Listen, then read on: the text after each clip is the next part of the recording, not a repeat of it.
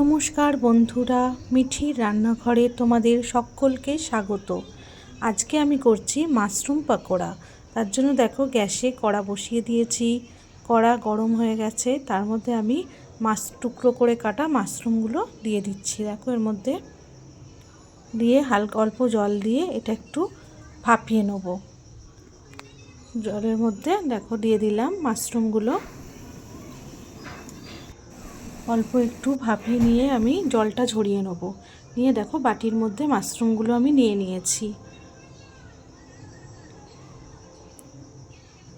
দেখো এই মাশরুম পকোড়া খেতে খুব দারুণ হয়। দেখো এর মধ্যে আমি পেঁয়াজ কুচিগুলো একে একে দিয়ে দিচ্ছি।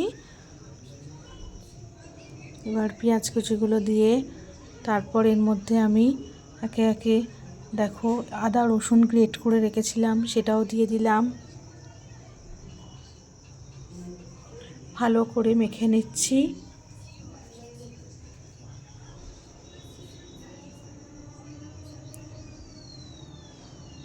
তারপর দেখো এর মধ্যে আমি কাঁচা লঙ্কা কুচি দিয়ে দিলাম। ভালো করে আবারও মেখে নিচ্ছি। তারপর আমি এর মধ্যে বেসন দিয়ে দিলাম।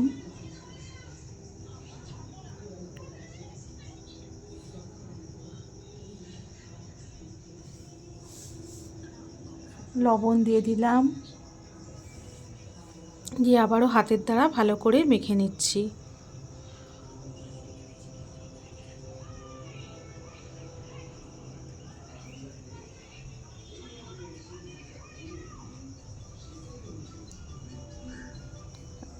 এর মধ্যে তারপর আমি চালের গুঁড়ো দিয়ে দিচ্ছি। চালের গুঁড়ো দিলে মচমচে হয়। তারপর এক স্পিঞ্চ মতো একটুখানি আমি খাবার সোডাও অ্যাড করে দিয়ে ভালো করে মেখে নিচ্ছি। পেঁয়াজ দিয়ে যে জল বেরোয় সেই জল দিয়ে হয়ে যায়।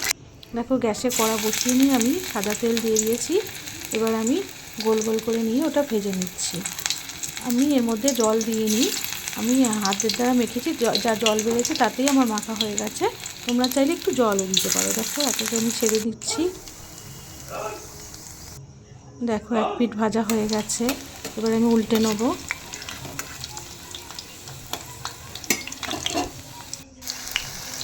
দেখো উল্টে দিয়েছি, হয়ে গেছে আমার ভাজা। আমি এবার একে একে তুলে নিচ্ছি। দারুণ খেতে হয় এটা। খেয়ে দেখবে চিকেন পকোড়ার মতোই লাগে অনেকটা খেতে। দেখো আবার এগুলো ভেজে নিয়েছি।